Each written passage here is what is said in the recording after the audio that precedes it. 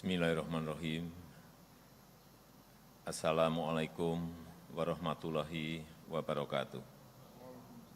Selamat siang, salam sejahtera bagi kita semuanya. Om Swastiastu, Namo Buddhaya, salam kebajikan. Yang saya hormati Bapak Menko Polhukam, Pak Menteri Sekretaris Kabinet, yang saya hormati Kepala Badan Nasional Penanggulangan Terorisme, yang saya hormati Ketua dan Pimpinan Lembaga Perlindungan Saksi dan Korban LPSK, yang saya hormati seluruh perwakilan korban, penerima kompensasi, hadirin, dan undangan yang saya muliakan. Pemulihan terhadap korban kejahatan termasuk korban pelanggaran HAM yang berat dan korban tindak pidana terorisme merupakan tanggung jawab negara untuk hadir memberikan perlindungan dan penegakan hak asasi manusia kepada para korban. Sejak 2018, upaya pemulihan korban dilakukan melalui LPSK dalam bentuk pemberian kompensasi, bantuan medis, dan layanan psikologis serta rehabilitasi psikososial.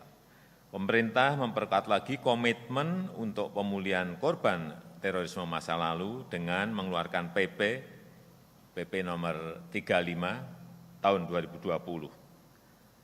Pada PP tersebut ditegaskan bahwa korban tindak pidana terorisme masa lalu berhak memperoleh kompensasi. Kompensasi itu bisa diajukan oleh korban tindak pidana terorisme, keluarga, ahli waris, atau kuasanya kepada LPSK.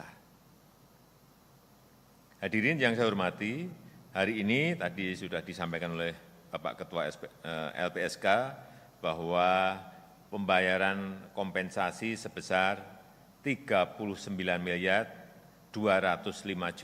miliar secara langsung kepada 215 korban terorisme dan ahli waris dari korban yang telah meninggal dunia dan yang telah teridentifikasi dari 40 peristiwa terorisme masa lalu sebagai bentuk kepedulian dan tanggung jawab negara kepada para korban yang telah belasan tahun menunggu.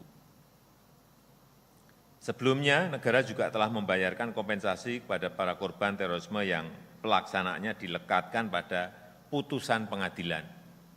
Seperti tadi juga sudah disampaikan Pak Ketua LPSK, bom gereja Okumene di kota Samarinda ini di 2016, kemudian bom Tamrin di tahun 2016 juga, kemudian penyerangan Polda Sumatera Utara di 2017, kemudian bom Kampung Melayu di 2017, hingga peristiwa terorisme Sibolga tahun 2019 dan lainnya.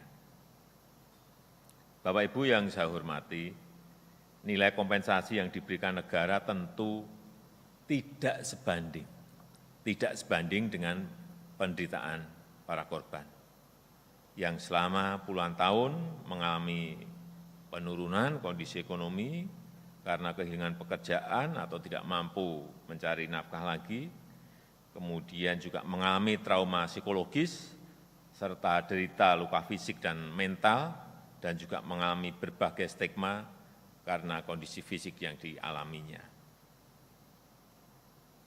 Kehadiran negara di tengah-tengah para korban semoga mampu memberikan semangat, memberikan dukungan moral untuk melewati situasi yang sangat berat akibat dampak dari terorisme, agar para korban dapat melanjutkan kehidupan dan menatap masa depan lebih optimis lagi. Saya rasa itu yang bisa saya sampaikan pada kesempatan yang baik ini. Saya tutup. Terima kasih. Wassalamualaikum warahmatullahi wabarakatuh. Om Santi.